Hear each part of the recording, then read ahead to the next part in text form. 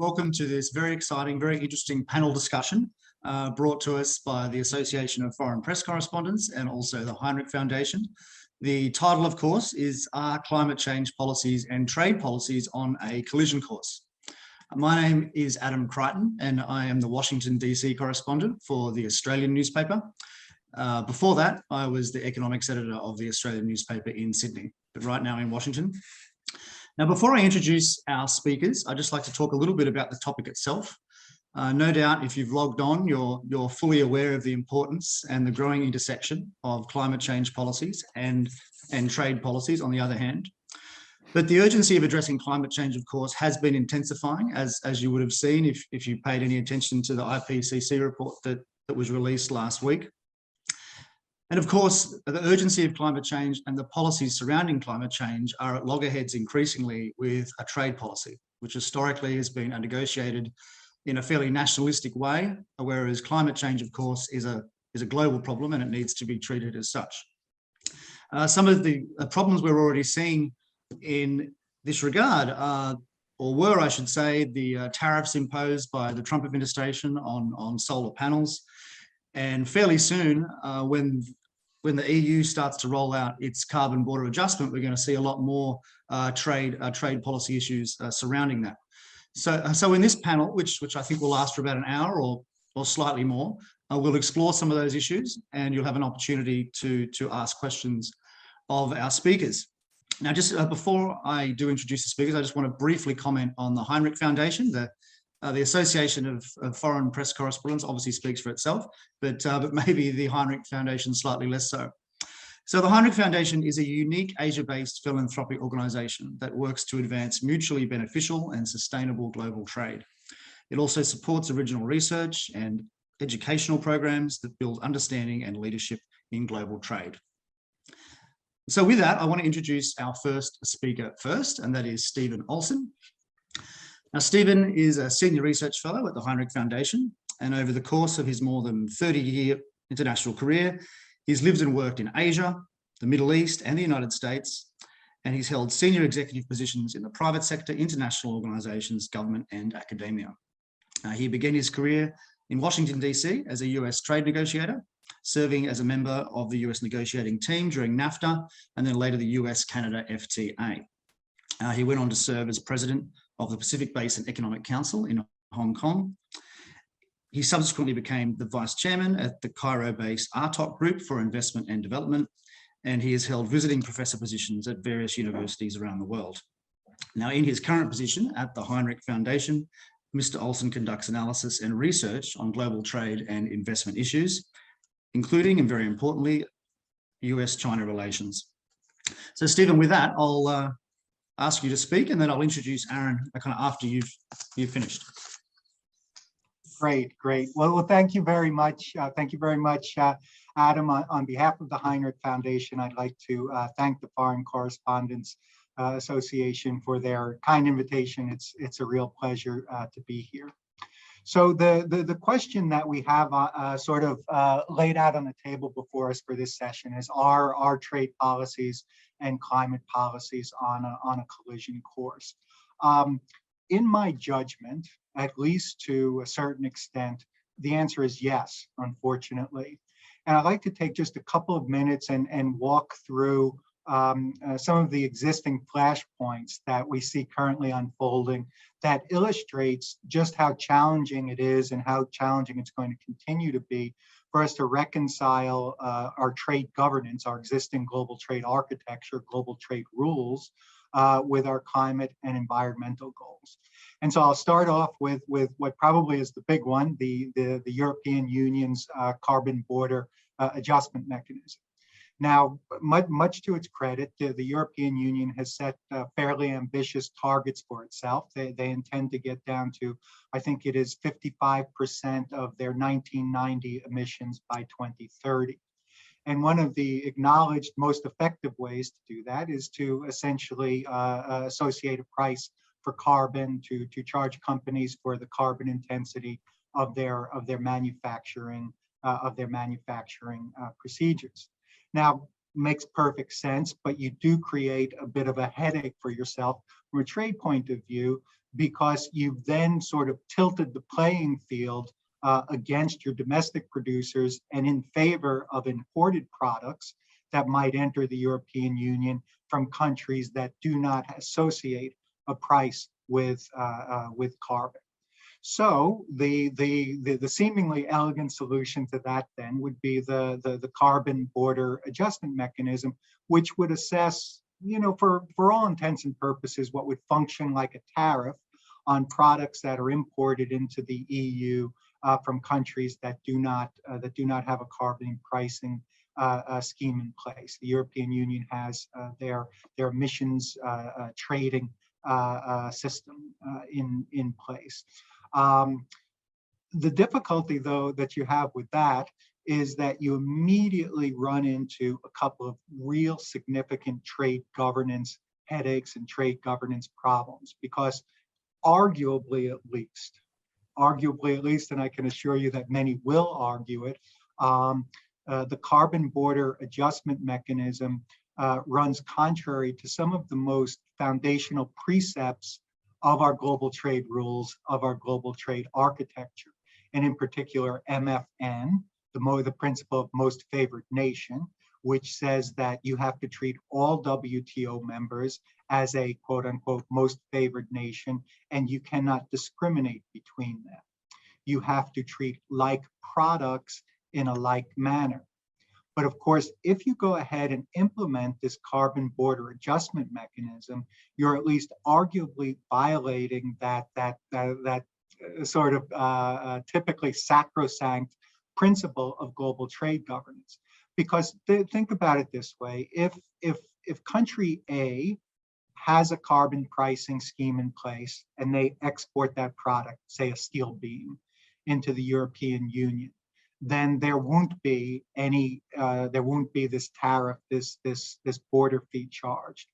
But if country B exports virtually the identical same steel beam into the European Union, but they do not have a carbon pricing scheme in place, they are going to be hit with what will in effect be this tariff, this border adjustment fee. So that will immediately be jumped on. Haha, you cannot do that. That's a violation of our most favored nation, the principle of most favored nation and non-discrimination. And one thing I can promise you is that the day after the carbon border adjustment mechanism takes place, you're going to see a long line of countries waiting outside the front door of the WTO headquarters in Geneva, ready to file dispute settlement cases. Expect to see Russia, expect to see Turkey, expect to see India, maybe Brazil, maybe South Africa, maybe China. Now, I don't know ultimately how the case will be resolved. To be honest with you, I could argue both sides. I could argue both sides on this one. But the key point is it's going to be a real mess, and certainly worth all of us, I think, keeping an eye on. The second flashpoint that I'll touch briefly upon, which I think illustrates some of the challenges that we're going to face, involves Biden's Build Back Better program.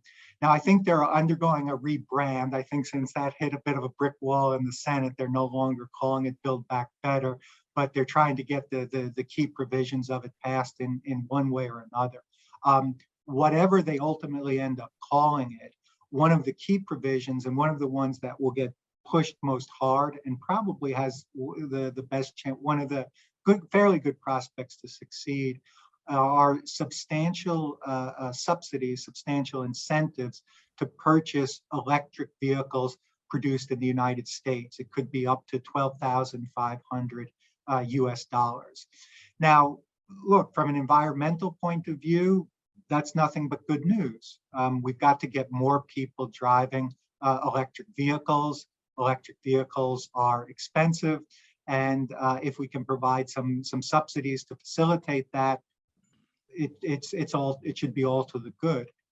But you most certainly would not feel that way if you were the trade minister of Canada or if you were the trade minister of Mexico, because you would point out, as they have already pointed out, we have this thing called NAFTA. I know we're supposed to call it USMCA, but I was part of the negotiating team on NAFTA, and so I have a hard time accepting USMCA. But be that as it may, the NAFTA or the USMCA, one of its primary objectives, one of its primary accomplishments, in fact, was to create, in essence, a single integrated North American production base in the automotive industry. And the idea is that production takes place on the North American continent only in response to economic considerations, economic efficiencies, and that the border between, excuse me, and that the border between Canada, the United States, and Mexico should have no greater relevance than the border between Connecticut, New York, and New Jersey. But of course, if the United States does in fact go ahead and create this incentive, these subsidies for electric vehicles produced in the United States, then we are going to see electric vehicle manufacturing take place in the United States that otherwise perhaps would not. And I'd really keep a close eye on this, because I really took note of how forcefully both the Mexican and Canadian trade ministers responded to this. I mean, it's not been passed, right? This isn't a reality yet. But even when it was, floated as a proposal, they came forward very aggressively and said, look, you can't do this. You can't do this. And we're prepared to move forward with retaliatory tariffs as a result of this. Certainly, we're filing dispute settlement cases, and we think what you're doing is not only a violation of what you've committed to under NAFTA, USMCA, but is also a violation, in their judgment, of the WTO provisions on performance requirements, that you can't use performance requirements to sort of condition where manufacturing takes place. So let's see what's going to happen. It continues to be hung up in the Senate. My understanding is, though, that I think the electric vehicle subsidies do have a fairly good chance of getting passed, and I think it's going to be a major trade issue between U.S., Canada, and Mexico should that come to pass. The last thing I'll mention, just briefly, a third sort of additional flashpoint that we're witnessing that illustrates the challenges we're facing here is on this issue of solar panels. Now, as you're probably aware, in 2018, the Trump administration instituted so-called Section 201 safeguard tariffs on imports of solar panels. They were set to expire. And so the Biden administration had to make a call on whether to extend them or whether to let them expire. So of course, the administration came under furious lobbying, and the environmental lobbyists said, look, don't be crazy, man. Don't shoot yourself in the foot here. We need to encourage greater use of solar panels. Why are we instituting tariffs, which only raises the cost of solar panels and discourages people from using this? Climate change, we can't fool around anymore with climate change. We've got to get a greater uptake of solar panels. Please, please, please, President Biden, let these tariffs expire. But of course, there was another side to the story, because the domestic solar panel manufacturing industry said, look, our industry has been decimated as a result of predatory and unfair trade practices that have allowed all of these foreign countries to have a preeminent place in solar panel manufacturing. And if solar panels really are as important as you say they are, or they should be, then you will not want to see the US industry wiped out. You will not, if solar panels are so important from an environmental point of view, do we really want to become 100% dependent on foreign sources for solar panels. No, we don't. You need to reinstitute these tariffs. I guess ultimately where the way I would characterize where the Biden administration came out was they sort of attempted to split the baby. They did in fact extend the tariffs. However, they doubled the TRQ, the tariff rate quota, which is the number of solar panels that can be imported before the tariffs kick in. And then they also exempted so-called bifacial double-sided solar panels, which are not produced at scale in the United States. So, as I said, a little bit of a case of trying to split the baby, but I think a real good illustration of how complicated it is balancing these contradictory pressures between trade considerations and our climate policy and our environmental objectives. So I just wanted to briefly sketch those out. I'll bring my comments to a close now, and certainly look forward to Aaron's comments and then our discussion and Q&As. Thank you very much. Thank you very much, Stephen. A fascinating overview there, and certainly much food for thought for questions later. Let me now introduce our next speaker, who is Aaron Cosby. Now, he is a development economist with 30 years experience in the law and economics of sustainable development, especially in the areas of trade and investment, with current work in the areas of climate change, trade policy, and green industrial policy.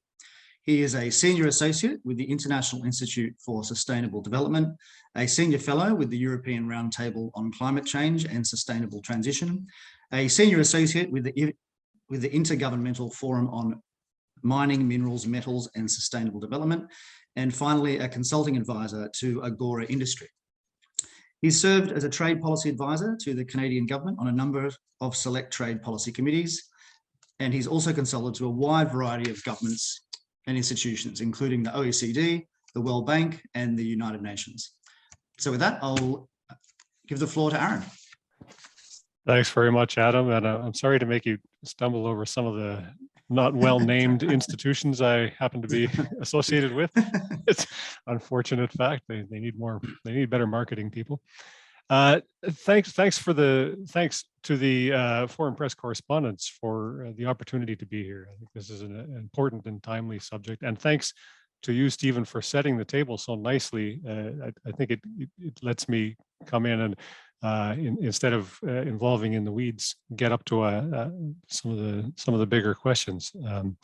And the first big question I want to ask is, why are we seeing these kinds of? I want to start by agreeing with Stephen that we are likely to see a clash. Are seeing a clash between the objectives of trade and environment, and trade and climate.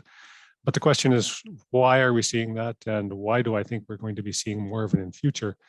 Let me start by saying that climate policies are starting to get more meaningful. We are starting to see the rubber hit the road.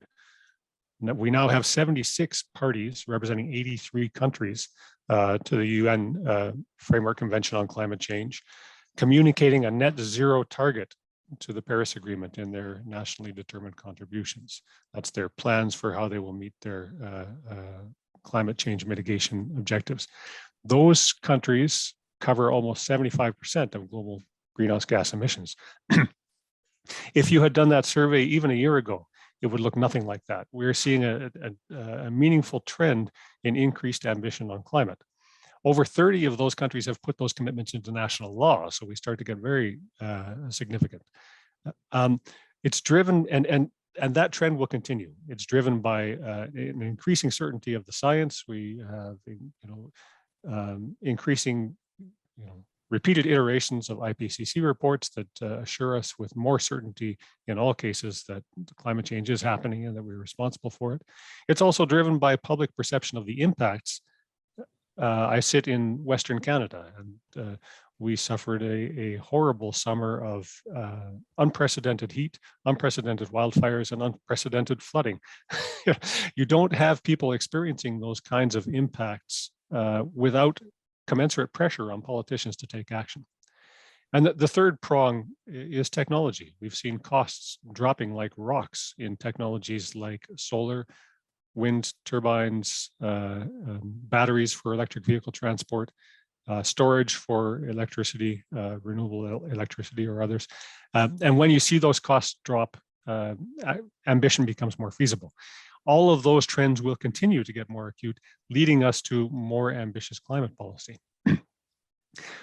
Those policies involve, at a very basic level, sticks in the form of carbon pricing and regulations, and carrots in the form of green industrial policy. And here, think of Biden's Build Back Better platform.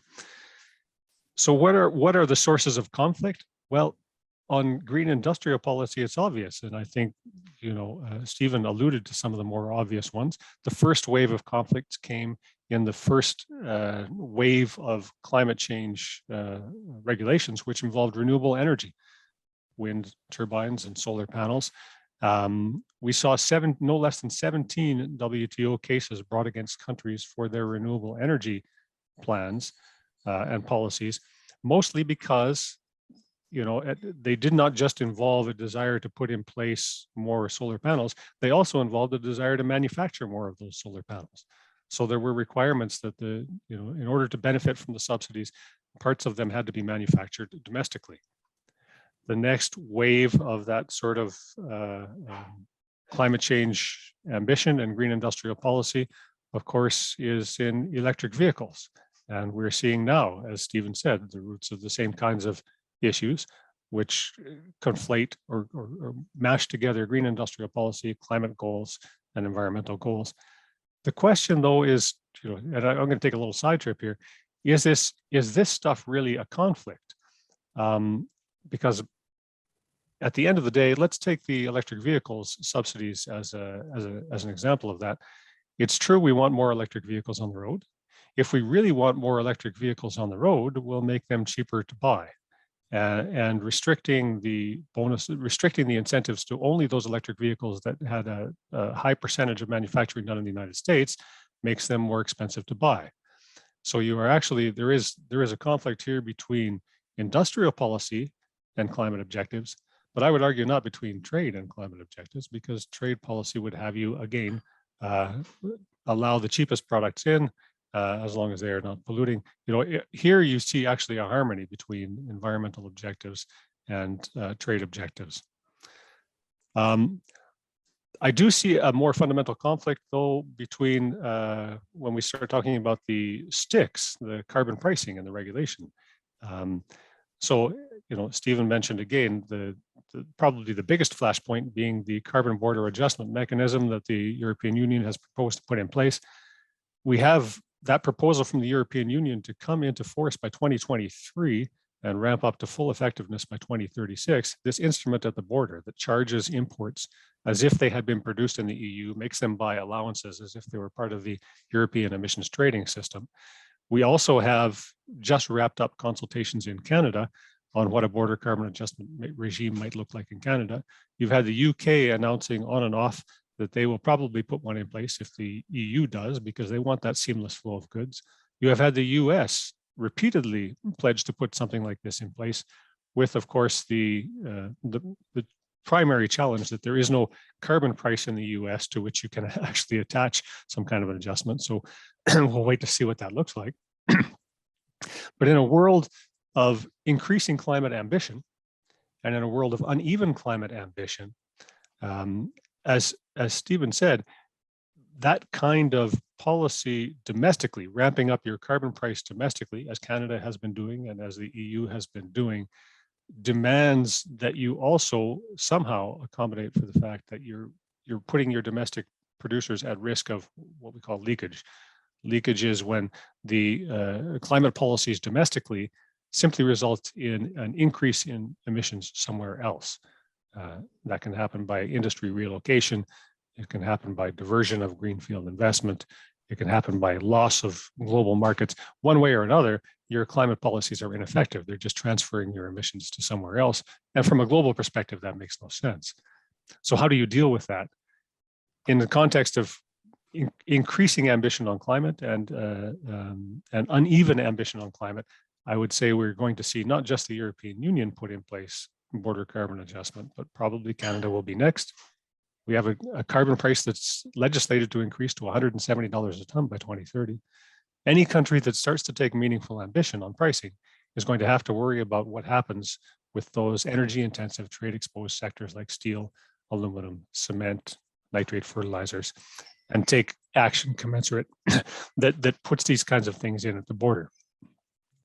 On this one, I think there is a legitimate crisis, a flashpoint of conflict between trade rules and environmental rules. You do have, so at a fundamental level, you have a conflict between what's allowed under trade rules, as Stephen said, and what intends to be done under these mechanisms. As Stephen said, you can argue both sides of this issue. It is true that you can't discriminate under GATT law between like products when they show up at the border. It's also true that under GATT law, there are exceptions for certain types of measures that the countries of the world have agreed trump the other regulations of the GATT, one class of which is environmental exceptions. There are a number of strictures put in place to make sure that you can't dress up protectionism in green clothing and benefit from these exceptions. But at the end of the day, those exceptions have been shown to allow unilateral actions that discriminate on the basis of how a good was produced. And it comes down to this: can you or can you not discriminate on the basis of how a good was produced? But those requirements are onerous, and it's unclear whether the European CBAM or Canadian BCA or whatever schemes we might want to put in place actually will benefit from the kind of protection that those exceptions confer. We just don't know. And this, I agree with Stephen, the minute one of these things gets put in place, and the European Union looks like the first jurisdiction that will do that, we will see countries lining up at the door at the WTO to lodge challenges under the dispute settlement mechanism. How does that play out? Well, win or lose, I would argue that it's not a good idea. Stephen described it as a mess. I think that's a great idea, a great description. If let's say the EU is challenged, if the EU loses, there are ways that the EU can avoid actually complying by changing the measure. For one thing, it can prolong the proceedings by putting in place changes which don't actually satisfy the complainants.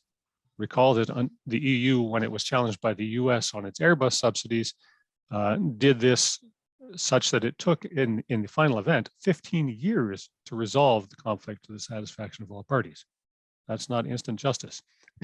Even if the EU is found, however, to be in breach of its WTO obligations, there's nothing that says you have to remove the measure. You can instead opt for allowing the complainants to slap you with retaliatory tariffs. This is what the EU did in the case of beef hormones exported from the United States. They decided they didn't want to change the law.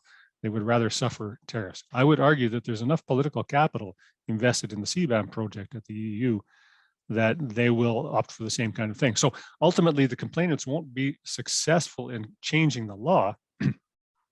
What will happen, though, is whatever the decision is, in favor of the EU or against the EU, you have a crisis which further erodes the viability and legitimacy of the multilateral system of trade rules. If the EU is found to be in breach of its WTO obligations, you have a hue and cry from the environmental community that the WTO is attacking environmental objectives and obstructing climate action. If the EU is found to be in breach of its WTO obligation, or in compliance with its WTO obligations, you have a hue and cry from developing country exporters who claim that the WTO is violating common but differentiated responsibility. It's allowing the EU to saddle developing country exporters with what should be a developed country responsibility to take action. Either way, you are bringing a firestorm of protest and fundamental questions about legitimacy into an institution which is already weakened by years of erosion of trust of multilateralism, and specifically, or case in point, by the crisis in the appellate body and dispute settlement mechanism brought by the US refusal to appoint arbitrators. You no longer have a functioning appellate body in the WTO, and the inability to conclude any meaningful negotiations since basically 2011, when you started to launch the Doha round of negotiations. This is not a strong institution, and I'm arguing that the crisis that will be brought by the complaints over CBAM are not going to do it any favors. This then, so I'd like to separate. I think there is a fundamental crisis on the question of the something like a CBAM, where you're dealing with the sticks of climate policy, the carbon pricing and the regulations, but maybe not such an obvious crisis when we're dealing about when we're talking about the carrots, because there the crisis is not so much between climate objectives and trade objectives. It is rather between green industrial policy objectives and trade objectives. At some point, you have to decide whether you want the industry building the stuff, or you want to get the stuff cheaply and actually pursue the environmental objectives. A side note on that, in the context of something like solar panels, if the US really wants economic activity, why would you want to compete for the very thin margins that are present in the manufacturing of solar panels? That's a cutthroat industry of which China is dominating. Why not be satisfied with the 70% of that value chain which abides in the operation, the installation, the maintenance, and all of that that can't be offshore because it's done in the United States? Why wouldn't you be satisfied with that and get nice cheap panels? A little bit of editorializing. Anyway, the final picture for me looks like we will see increasingly tensions, both between climate and trade objectives and between climate and economic development objectives in the form of industrial policy. I'll stop there. I think we have probably plenty of material for questions. Well, thank you, Aaron, and thank you both for your remarks. And I do invite the audience, please, if you have questions, to type them in the chat facility. But I want to kick off the questions by one for each of you. And firstly, for Aaron, you talked a lot about the WTO, and I'm just wondering why there's never been any push to reform the rules to take into account these climate goals, which I guess have been part of at least the developed world's kind of ambition now for 20 years or more. There seems to be no change. And for Stephen, I wanted to ask you about the EU's carbon adjustment mechanism. And is there a way you can give a practical example of what sort of impost it is in practice on, say, a steel beam coming from China? What kind of percentage tax are we talking about in practice? I mean, how much of an impost is it? So whoever wants to go first with that question. Stephen, go ahead. Okay, all right. Actually, if I could, I wanted to, your question to Aaron highlighted something that I really wanted to underline, and I'll be interested in Aaron's comments on this. But I think the point that Aaron was making, that a lot of these, climate change issues are really highlighting the fact that the WTO is not in good shape. And I think it's really going to bring to the forefront, in terms of WTO governance, the fact that there's been some real weaknesses in the organization that now are really going to come to the forefront. And one of these weaknesses is that the WTO is full of these incredibly broad but incredibly vague self-judging exceptions. And they've never been tested before. GATT Article 20, provides you with an exception if you're taking steps to protect human, animal, and plant life. What the heck does that mean? It could mean anything, but it's never really been tested. I think now it is going to be tested. So I really wanted to pick up that theme, because I really agree with the points Aaron was making on that we're really going to bring to the forefront the fact that our multilateral governance system and the WTO is not in great shape and not functioning so well. Adam, on the question you asked me, it's hard to answer definitively, because the way it works, at least as far as I understand it, is that they will look at Well, first of all, I think a lot of this hasn't been definitively settled, right? So we don't have, a finalized carbon border adjustment mechanism ready to roll into place. But I think the basic idea is that they are going to attempt to adjudge, are there any offsets in your country? Or is there any pricing in your country? Is it any less than what you would face if you produce that in the United States, in the EU, and then attempt to charge you for the difference? What that might be in terms of a steel beam from China, I don't know. And it highlights, one of the real problems that we're going to have when we institute this. Everybody agrees it is going to be an absolute nightmare. Can you imagine the complexity of trying to wade through different country systems and trying to judge, well, how much has this company already, quote unquote, paid? How much have they not paid? The administrative burden of that is going to be overwhelming. And my level of confidence, and I think our general level of confidence that we're going to get it right and get it accurate, is not very high. And related to this, the other point I'll make, which I don't think is getting enough attention, but I think we've really, really, really got to talk about, this stuff is going to be an absolute backbreaker for SMEs. It's one thing if you are a huge multinational corporation with, 5,000 lawyers at your disposal and, rule of origin people and this, that, and the other thing. But, trade is increasingly driven by SMEs, and the burden that you're placing on these companies to demonstrate how much they have or have not paid for the carbon intensity of their production, it's going to be an absolute backbreaker. And I think this is going to come to the forefront a little bit later. So really, I think it's going to be a nightmare. I really do. Any further comments, Aaron? Yeah, if I could, as Stephen did, talk a little bit about both of your questions. I mean, the first thing you asked me was my apologies, Aaron. I think, but I thought the points you were making were so important. I wanted to underline them. And likewise, I think they're both.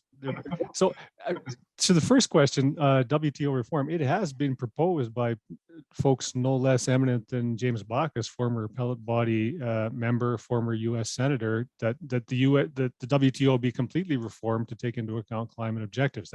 Those proposals have been put forward by him, by me, by others for many years. But we're talking about an institution that launched a round of negotiations in 2001 that they still haven't been able to complete. Right, you're looking for consensus from a group of I think 167 countries now, and it is all consensus based, and there is no consensus to be had, and in part because we have, as Stephen said, untested definitions of what constitutes a developing country and what kinds of exemptions they will get under the rules. That, is China a developing country? Well, it's self-declared as such, and therefore, you don't want to give it stuff away. Anyway, there have been plenty of proposals to amend the WTO. Most of us that are interested in this space have given up on that prospect, except in very specific plurilateral negotiations like reform of fossil fuel subsidies given to fisheries operations, reform of fisheries subsidies. In very specific plurilateral negotiations, maybe you can achieve progress, but whole scale revisions like how to deal with goods, product and production methods, how a good is produced, that kind of reform I don't think is on the horizon. If I can talk just briefly about CBAM impacts, you had modeling predictions from folks like UNCTAD, UN Conference on Trade and Development, of the equivalent of an ad valorem tax across the covered CBAM sectors of 4%. Now, of course, that's an average. So you're going to have, that would be much higher in specific sectors and specific countries. It's also not accurate because they released that before the details of the proposal were out. And Stephen is right, we don't have a final proposal yet from the European Union. The impacts are likely to be significant for some producers. We're talking about a thing that applies only to very basic commodities: steel, fertilizers, cement, aluminum, electricity we'll leave out because it's not a good, and slightly processed variants of those basic goods, right? So if you are producing those things, you might feel an impact. It's not likely to be a huge impact. I've done the analysis on China, for example, and it doesn't look like an earth-shaking impact. There's a lot of covered territory there. We expect to see more goods covered in future when they bring plastics into it and organic chemicals. Then there's impacts. And if more countries adopt it, then there's impacts. But what the CBAM is proposing right now doesn't look earth-shaking. It does look hard on SMEs, but recall we're talking about basic steel, basic aluminum. These are capital intensive sectors. You don't have a lot of SMEs shipping basic iron and steel, right? Fertilizers, cement, maybe that's different. I want to just say, it is, of course, challenging to try to figure out what the sum of the regulatory burden based in other countries is. But the CBAM proposal gets around that. It's explicitly aimed at giving credit only for carbon pricing in the form of a carbon tax or an ETS, price under an emissions trading system. So they do get around that, much to the consternation of the United States, which does not have a carbon tax, and Australia, which does not have, and is unlikely to have one anytime in the near future.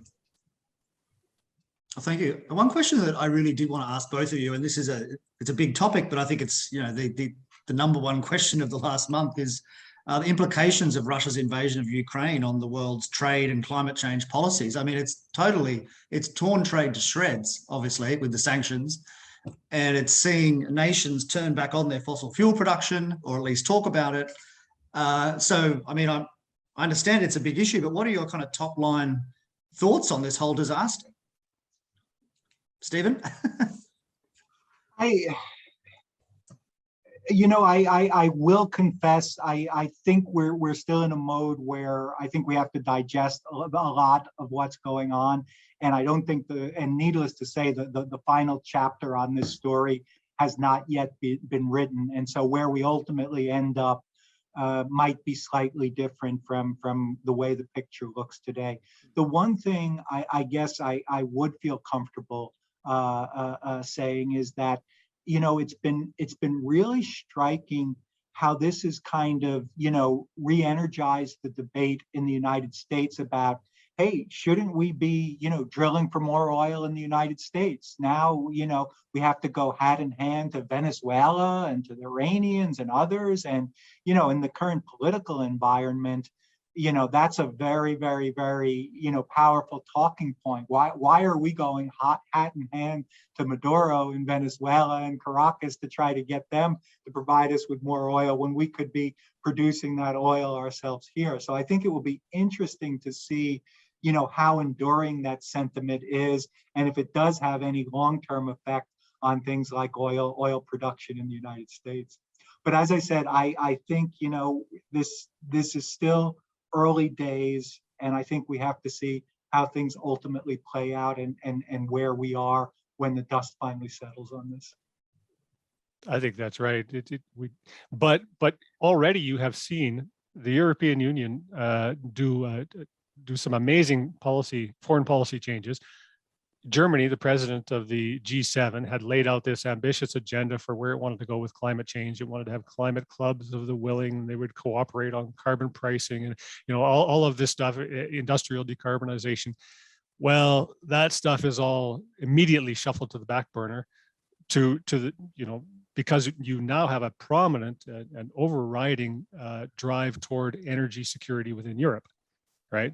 That has become the primary and only driving issue on climate change at this point. We have to get European Union off Russian gas, and that's going to be done with green hydrogen. It's going to be done with solar. It's going to be done with wind. In the short term, it's going to be done with coal, right? So you have very different short-term and long-term dynamic effects here. In the short term, you don't have all that other capacity. You've got coal plants that are ready to fire up right now, and gas plants. But in the long term, you're going to see the European Union turn toward a much more energy independent and on a much more accelerated timetable than they had previously envisioned to do. That then comes back to, North American policy, where, I'm sitting in Canada. We are also distressed that the United States is going to Maduro. We'll export you more oil. Just, give us the pipeline to do it. But that's the immediate impacts. In the long term, and we're talking about building pipelines for LNG export facilities to relieve Europe of the burden of Russian imports. Those are all immediate, and I think some of that is fantasy land. We're not going to build an Eastern LNG export regime in time to relieve Europe when they are on this long-term trajectory to get off fossil fuels altogether, right? But the more long-term impacts, I think, are not just within the European Union, but all countries of the world are thinking about what this means in terms of their energy security and how they see themselves long-term providing for themselves in the context of a really, what we thought was a stable trading world, which now turns out to be not so stable. Yeah, no, they're fascinating insights. I mean, is there you mentioned Australia before, and I wanted to get in a question about Australia's lack of a emissions trading scheme. It was a big political issue there about 8-9 years ago, and one of the governments removed the emissions trading scheme. Does this new environment give countries like Australia more of a free pass to not pass these trading schemes, given the push for energy security and so forth? I mean, has it changed the politics of climate change or not?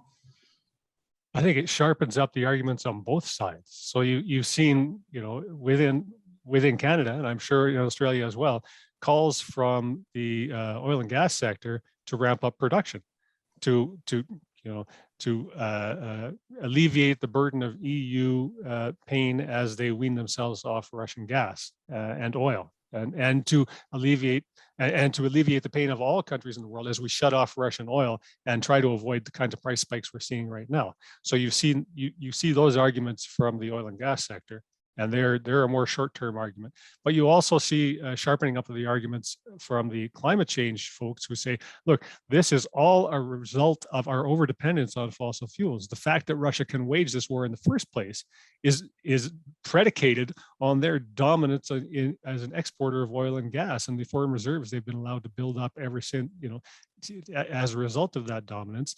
The fact that they felt confident going in there was because they knew they had the European Union on the hook because of its dependence on their gas, right? So their argument is we got to get rid of the overdependence on imported fossil fuels. If you can generate your electricity and generate all your transport needs from domestic solar and wind, then you have rid yourselves of these foreign policy problems that are not confined to Russia. The U.S. critics are talking about all the decades-long interventions and money spent by the U.S. trying to shore up its allies, its oil-producing allies. So you've sharpened up the arguments on both sides of these questions. Any thoughts, Stephen? Or we'll take. No, I think that's right. I think that's exactly right. Well, look, we have a question from the audience, although it's quite specific. Do we need a comprehensive WTO trade environment agreement that goes beyond the scope of Article 20? I don't know what Article 20 is, but I assume you gentlemen do. And could this be part of a plurilateral deal? I wouldn't hold my breath. And it's a larger commentary on, unfortunately, the lack of confidence I have in the WTO. This is an organization in the context of negotiations to limit fisheries subsidies. They took years and years and years and years to agree on a definition of what is a fish. And so immensely complicated issues like trying to flesh out what's acceptable under the GATT Article 20. So the GATT Article 20 basically gives you a free pass. It says, you're off the hook. You have an exception for policies that involve human, animal, or plant life, and doesn't really go beyond defining that any further. I don't think there's going to be any ability to reach any type of a consensus on that. So I would not hold my breath on that at all. I would agree. This is an organization that in 2001 resolved that they were going to accommodate environment by lowering tariffs on environmental goods and services. And that sounds like a complete win-win, no-brainer for the trade regime to do. You've liberalized trade, you've increased the dissemination of environmental goods. Well, hasn't happened yet, despite repeated attempts, both in the multilateral setting and in the smaller group plurilateral settings that retried to do the same thing. It hasn't happened yet. So this is not a particularly effective negotiating environment. I agree with Stephen on this. It really is such a sad commentary. I mean, what could be less controversial than the need to, reduce tariffs on environmentally related goods? And yet here we are, we can't agree on that. Yes. It's an incredibly sad commentary. Just in terms of some of the more recent trade agreements that have been signed in the world, the CPTPP, I think I always get that acronym wrong, and the North American deal, are there any environmental stipulations within those agreements that would make them stick out from, say, agreements signed 30 years ago? And if so, what are they? The agreements that have been signed more recently certainly have moved the ball forward. From, for instance, the original NAFTA agreement was the first time any bilateral trade agreement had included environmental provisions.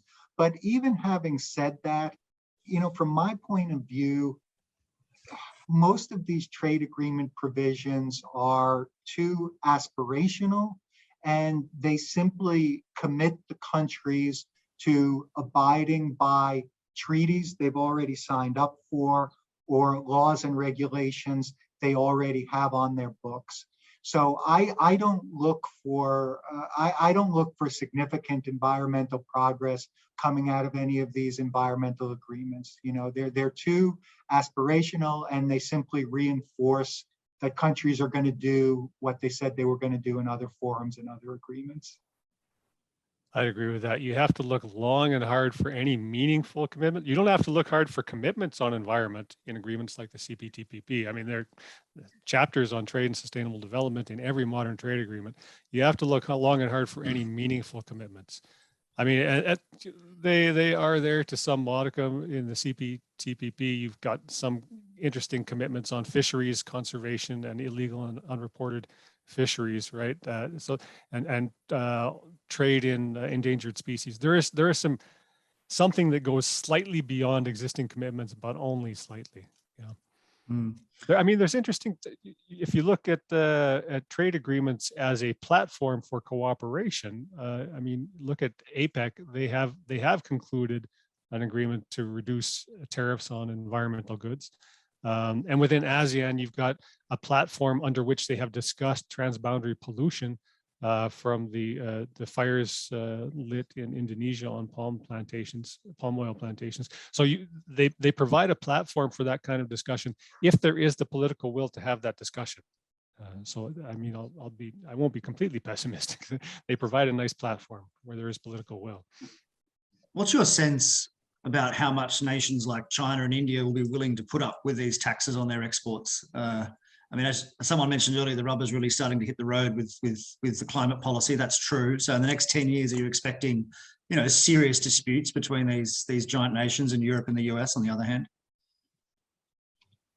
I think so. In the context of this larger debate, or this larger source of dissatisfaction we have, where so many developing countries are saying, hey, we're not the ones who created this problem. We're not the ones who industrialized 100 years ago and brought our climate to the point we are today. And yet you guys who have now, conveniently transitioned to service-driven economies and gotten out of the business of many of these dirty, polluting industries, now want to, have us kind of pick up the bill for what you guys have been doing for the past century. So I do think it's going to be an increasing flashpoint. India in particular, but I do think you have to look at which country, what specific measures are we talking about, and which countries would be most directly affected by those. But yeah, I do expect to see more of this. I agree. It's flash, and it's an interesting question, right? So the CBAM is is putting burdens on developing country exporters, which, as Stephen said, those countries were not usually part of the climate change problem historically, right? And we have commitments by developed countries under the UNFCCC and Paris Agreement that they should take leadership in dealing with the climate change problem. So it seems incongruous in that sense. But on the other hand, you can argue this both ways. On the other hand, if there is a commitment from developing countries or from developed countries that they need to take leadership action, you could look at what the European Union is doing in the way of climate pricing. As Stephen said, 50% reduction in emissions over 1990 levels by 2030. That's a full-scale transformation of their society. Maybe that is that's the definition of climate leadership, and you can't do it without trying to avoid leakage somehow. So, I mean, you can argue this from both sides. At the end of the day, I'm not an apologist for CBAM. I think it's a terrible instrument, but in fairness, it's not imposing a burden on foreign producers any different than what's being imposed on domestic producers in the EU. So it's not protectionist in that sense, right? All it is doing is allowing the EU to inflict pain on itself, right? If you want to think of it in that sense, right? As an outsider, it seems from both of your comments that the WTO is effectively dead as a functioning body. It doesn't have an appellate court. The rules are maybe outdated. It needs consensus to progress, which is very unlikely to get. So I mean, is that a fair summation of what you've said? And I guess if it's true, that just means the future of trade policy is going to be regional agreements amongst great powers. Oh, short answer, yes. I think we've reached the point where we've really got to start to downgrade our expectations for what the WTO can do. It was supposed to be act as a global trade referee. It was supposed to be the primary platform to drive forward multilateral trade and investment liberalization. And then it was also to do a bunch of unglamorous things like trade facilitation, capacity building, et cetera. Now, on that last one, I think the WTO still has an important role to play and still makes contributions every week of the year to moving trade forward. But in terms of acting as a global trade referee, in terms of driving the multilateral trade and investment liberalization agenda forward, no, I think they're absolutely dead in the water. And so I think it's disappointing, to all of us who had hoped that the WTO was going to become the organization that we hoped it was going to be. But I think we've got to be adults, and I think we've got to recognize, for a variety of reasons, it hasn't happened. And so we've got to think about, okay, so how can we best govern trade and advance our trade objectives with the understanding that the WTO is simply not going to be what we hoped it's going to be. And I think, I think we're going to see a lot more, self-selected countries.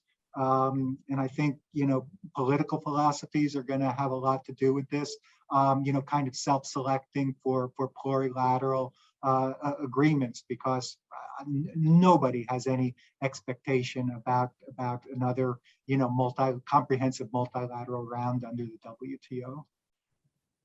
I'm going to be a little less pessimistic. I think we are seeing some progress on a plurilateral level in the WTO. So we have a new information technology agreement. We're probably going to get an agreement on e-commerce. We may get something on fisheries subsidies. There have been marginal steps forward in agriculture negotiations at a multilateral level. So you're seeing these little steps towards some kind of progress. And as Stephen said, probably a push toward more meaningful action at the plurilateral level. So you have a group of WTO members come together and agree to something that doesn't bind the whole membership. I think there is some potential in that space. But as if we're talking about a WTO that undergoes some kind of wholesale reform to bring it into line with the realities of, for example, today's climate crisis, or for example, the new realities of international trade and geopolitics, that I believe is dreaming. But on the other hand, I don't believe that the regional agreement alternative addresses those things either. For example, you can't agree how to do industrial subsidies for climate goods under a regional agreement because the WTO members still have their rights and obligations. You can't just ignore those, right? So some things you can't do at the regional level. Look, just a last question, and this one does touch mainly on the US, of course, but the rest of the world does pay a huge amount of attention, of course, to what the US does. The SEC apparently is considering a rule that would somehow penalise investment if businesses use too much fossil fuel consumption or rely too much on fossil fuels. I just wanted you to comment on that rule as to whether, what sort of consequences it might have globally for either trade, mainly for trade policy, and whether you expected other nations to impose similar rules. Honestly, I'm not familiar with it, so it's hard for me to. Sure, that's fine. Yeah, so hard for me to speculate. I'm not either. As far as I understood it, it was a disclosure requirement of risk to climate exposure, vulnerability to climate change action globally, right? So if you are a producer that uses a lot of fossil fuels or has investments in fossil fuels, vulnerable assets, and there is a risk of stranded assets, then you need to declare those risks. I think that was the heart of it, which if so, we're seeing more moves in that direction. The requirements for disclosure of climate-related risks, and that will have ultimately, I think, an impact. The question is, up to this point, the definitions of climate-related risks have been loose enough that those kinds of disclosures haven't really meant much in the way of changing investor behavior. But I think we're moving to a place where it will, and it's just one more strike against the incumbents in conventional fossil fuel dominated sectors. One amongst many. Okay, gentlemen. Well, I think we will leave it there. Thank you so much for your time, Stephen Olson, also Aaron Cosby. It's been great, just over an hour. And thank you to our audience for tuning in today. And of course, our sponsors too, the Association of Foreign Press Correspondents and the Heinrich Foundation. So thanks, everyone. All the best. Thank you. Thank you. Thanks very much. Bye-bye.